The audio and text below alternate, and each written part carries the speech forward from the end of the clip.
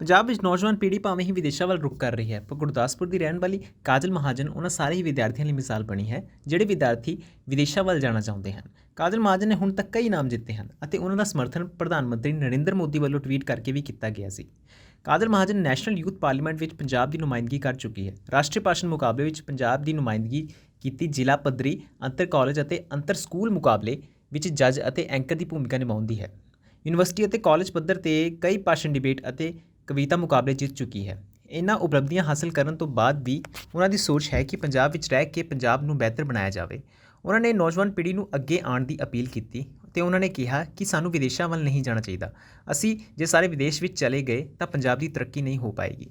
मैं ये कहना चाहती हूँ कि मैं गुरदासपुर बॉर्न हूँ। मेरी पढ़ाई सारी गुरदासपुर में हुई है। मैंने जब से कॉलेज ज्वाइन किया है Pandit Mohanlal ST college for women Gurdaspur, 2011 में मैंने +1 का स्टूडेंट बन के ज्वाइन किया था। तब से मेरे गाइड डॉक्टर मिसेस नीलम सेठी मैम की रहनुमाई के साथ साथ, अपने टीचर्स की सपोर्ट के साथ साथ मैंने जो है वो लिटरेरी इवेंट्स में पार्टिसिपेट किया। डिबेट में, डिक्लामेशन में, पॉलिटिकल सिम्पोजियम में, एक्सटेम्पर में, जस्ट अ मिनट में, इन सब के लिए मुझे मेरे प्रिंसिपल मैम ने गाइड किया, मेरे टीचर्स ने गाइड किया।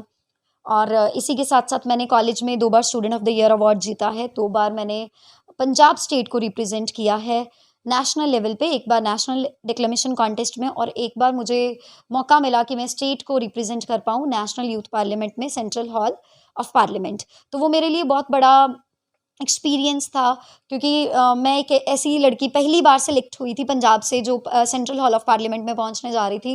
और वहाँ पे सारे डिग्निटरीज़ के सामने, सारे मिनिस्टर्स के सामने, हमारे honourable prime minister Narendra Modi ji के सामने अपने व्यूज़ प्रेजेंट करना, वो मुझे एक्सपीरियंस जो था वो मेरा बहुत बढ़िया रहा। और इतनी सब अचीवमेंट्स होने के बावजूद भी मैंने अपने एजुकेशन लाइन में भी मास्टर्स ऑफ कॉमर्स किया है, यूजीसी नेट क्वालिफाई किया है। पर मेरा ये मानना है कि अगर हम इस एरिया को छोड़ के, अपने गुरदासपुर, अपने बॉर्डर एरिया को छोड़ के ये सोच के चले जाएं कि यहाँ पे कुछ नहीं है, तो फिर यहाँ पे कभी कुछ आ भी नहीं पाएगा। तो अगर हम यहाँ पे रह के सीख पाए हैं तो हमारा बनता है कि हम लोग इसी एरिया को सर्व करें। तो इसीलिए मैं यहाँ पर काम करना पसंद करती हूँ। यहीं से मेरी पढ़ाई हुई है, यहीं पे मैं पैदा हुई हूँ, यहीं पे रहना पसंद कर रही हूँ और इंशाल्लाह आने वाले वक्त में भी मैं यहीं पे रहना पसंद करूँगी, यहीं पे काम करना पसंद करूँगी और यहाँ के ही यूथ को गाइड करते रहना पसंद करूँगी।